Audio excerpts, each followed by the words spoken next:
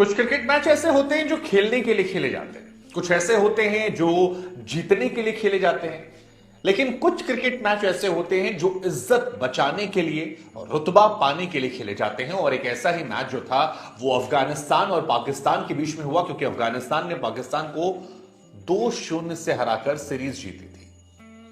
शादाब खान और पीएसएल से आए तमाम लड़कों की एबिलिटी पर बहुत सारे सवाल जो हैं वो उठ रहे थे, और ऐसे में अगर पाकिस्तान ये मैच हार जाता तो फिर व्हाइट वॉश हो जाता।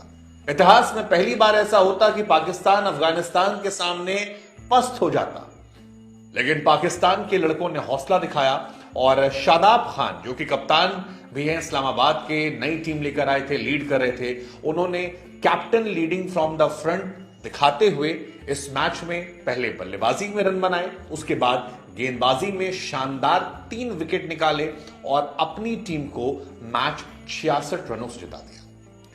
यह मैच पाकिस्तान की इज्जत बचाने वाला क्रिकेट की दुनिया में था, क्योंकि यह मैच पर बहुत कुछ दांव पर लगा हुआ था। इस मैच में दांव उन खिलाड़ियों पर भी लगा था जो पीएसएल से आए थे कि उनका भविष्य क्या होगा। इसलिए हम बात करेंगे इस वीडियो में कि इस सीरीज से पाकिस्तान को हासिल क्या हुआ, किसे क्या मिला। लेकिन उससे पहले आपको बता दें कि शादाब खान ने एक बहुत बड़ा रिकॉर्ड बनाया है जो अब तक कोई पाकिस्तानी नहीं कर। शादाब खान वो पहले पाकिस्तानी खिलाड़ी बन गए हैं जिन्होंने टी20 क्रिकेट में 100 या उससे अधिक विकेट लिए, और ये बात मैंने पिछली सीरीज में कह रही थी कि वो ये रिकॉर्ड जो है ये बनाने वाले हैं। हालांकि इससे पहले ये रिकॉर्ड बांग्लादेश से 2 खिलाड़ियों ने बनाया था, तो वो भी बड़ा दिलचस्प था, जिसमें शाकिब और मुस्तफिजुर का नाम था। लेकिन बहुत दिलचस्प ये है, और हमारी तरफ से भी शादाब खान को बधाई। उन्होंने कहा कि पाकिस्तान के लिए उनका खेलने का सपना था, 100 विकेट लिए, पहली बार पहले बॉलर बने हैं, तो ये उनके लिए स्पेशल है।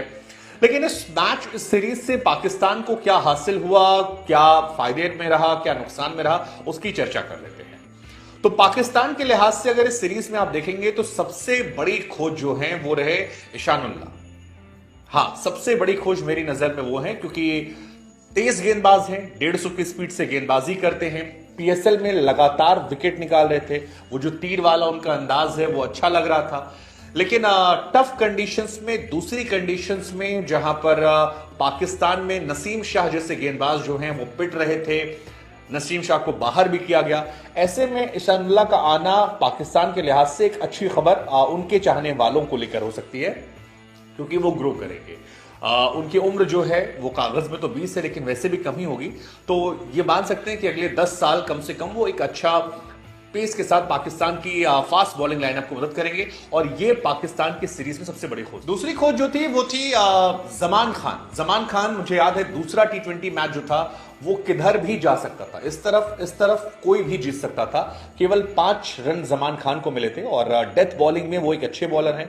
मुझे लगता है कि अगर उन पर भी पाकिस्तान भरोसा जताएगा, हालांकि पाकिस्तान के पास कई बॉलर हो गए, लेकिन प्रॉब्लम यह है कि वो बहुत लंबे समय तक सर्वाइव नहीं करते हैं। मसलन शाहीन शाह अफरीदी को अगर आप हटा देते हैं तो हारिस रऊफ 150 बड़ी चर्चाएं हो रही थी, लेकिन हमने पीएसएल में भी देखा कि उनकी धमाकेदार धुनाई हुई है, और ऐसा लग रहा है कि विराट की पिटाई के बाद से वो अब तक अपने जोन में आए नहीं हैं। नसीम शाह बीच में अच्छी गेंदबाजी कर रहे थे, लेकिन अफगानिस्तान के खिलाफ उन्होंने बहुत हल्की गेंदबाजी की। वसीम जूनियर को इन एंड आउट करते रहते हैं वो, तो बाकी जितने गेंदबाज भी हैं वो कॉन्क्रीट होकर नहीं करते हैं। लेकिन आप ये 2 गेंदबाज आपके लिए जब ऑप्शन आते हैं तो ठीक है, किसी भी कप्तान के लिए एक अच्छा सेटबैक होता है कि आपके पास यार इतने सारे फास्ट बॉलर्स हैं। हालांकि इनमें से टेस्ट बॉलर कौन बनेगा ये भी देखने वाली बात है, क्योंकि ये ज्यादातर गेंदबाज जो हैं ये टी20 वाले हैं या वनडे क्रिकेट में चल जाएंगे, लेकिन टेस्ट मैच में पाकिस्तान को तेज गेंदबाजी में काफी स्ट्रगल करना पड़ा है। खासतौर पर इंग्लैंड वाली सीरीज में हमने देखा कि वो 2 दिन 3 दिन गेंदबाजी करने वाले गेंदबाज नहीं मिल रहे थे। तो क्या इनमें से कोई जा सकता है? Let's just. लेकिन लॉन्ग टर्म के लिहाज से जो सबसे बड़ी खोज पाकिस्तान की मुझे नजर आती है वो ईशान उल्लाह के बाद, या ईशान उल्लाह से भी ज्यादा टॉप प्रायोरिटी पे रखूंगा मैं सैम अयूब को। न जाने क्यों मुझे इस लड़के में बहुत पोटेंशियल नजर आता है। मुझे लगता है कि बहुत शानदार खिलाड़ी हैं, और बहुत देर तक आप इनका बल्ला खामोश नहीं कर सकते हैं। हमने देखा भी कि किस तरह से अपने आप को इस मैच में उन्होंने स्विच किया और शानदार रन बनाए, अच्छी पारी खेली, हालांकि अर्धशतक नहीं। सैम अयूब के अलावा तैयब ताहिर और हैरिस को लेकर भी सवाल जवाब रहे, क्योंकि ताहिर बहुत इंप्रेसिव नहीं रहे जितना वो डोमेस्टिक में या पीएसएल में रन बनाकर आए थे। और जहां तक बात शफीक की है, शफीक इन एंड आउट रहे। 4 मैचों में उनके रन नहीं बने, 0-0-0, और उसके बाद उन्हें मौका मिला 20-22 रन बनाए। तो एक सवाल जो है उनको लेकर भी रहेगा। हालांकि बाबर आजम को लगता है कि वो टेक्निकली बहुत साउंड है, तो ऐसे में उनके लिए चांसेस हो सकते हैं। लेकिन आजम खान के लिए ये सीरीज सेटबैक वाली रही। सेटबैक इसलिए कह रहा हूं क्योंकि आजम खान को यहां से बाहर बैठना पड़ेगा। बाहर क्यों कह रहा हूं मैं? क्योंकि आजम खान को 2 मौके दिए गए। तीसरे T20 मैच में मौका नहीं मिला, हैरिस को मिला। हैरिस इंप्रेसिव नहीं है, लेकिन हैरिस कम गेंदों में रन बनाते हैं और फिट हैं। और ये एक बहुत बड़ा डिफरेंस है, क्योंकि फेलियर पर सबसे पहला सवाल सबसे कमजोर पर होता है, और आजम खान के साथ कमजोरी उनकी फिटनेस है।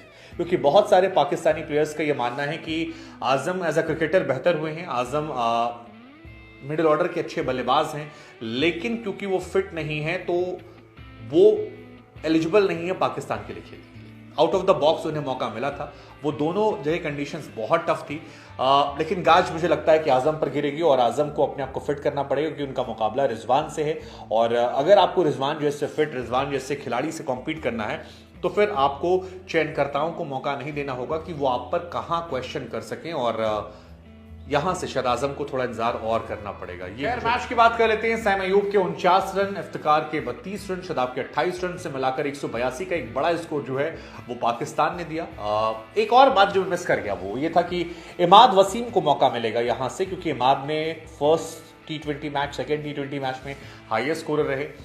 थर्ड में भी एक विकेट उन्होंने निकाला, ओपनिंग बॉलिंग की थी। तो मिडिल ऑर्डर और गेंदबाजी, इसके चलते उनकी एंट्री जो है वो काफी मजबूत रहने वाली। और इस मैच में भी उन्होंने 1-2 शॉट लगाए थे, गेंदबाजी शुरू में आके विकेट निकाले। तो इमाद भी रहने वाले इस टीम का हिस्सा। 182 के जवाब में अफगानिस्तान की टीम अच्छी शुरुआत के बावजूद ढह जाती है। अफगानिस्तान हालांकि काफी इससे हाई नोट लेकर जा रहा है। राशिद खान से पोस्ट मैच जब सवाल पूछा गया तो उन्होंने कहा कि देखिए, हम खुश हैं कि हमने पहली बार T20 सीरीज जीती है। पहले भी कई मौके आए जहां पर हम बहुत क्लोज गए, लेकिन क्लोज में हम पैनिक कर जाते थे। इस बार हमने एग्जीक्यूट करके दिखाया, तो ये हमारे लिए विन विन सिचुएशन है। बिल्कुल है, 2 मैचों की सीरीज आप जीतते हैं, 3 मैच में 2 मैच आप जीतते हैं, और आपके इंटरनेशनल क्रिकेट सेटअप और पाकिस्तान के सेटअप में जमीन आसमान का अंतर है। दोनों के देशों के हालात में थोड़ी अभी भी बहुत अंतर है। इस वजह से अफगानिस्तान के लिए यहां सब कुछ अच्छा ही है, एक बड़े हौसले के साथ वो जा रहे हैं।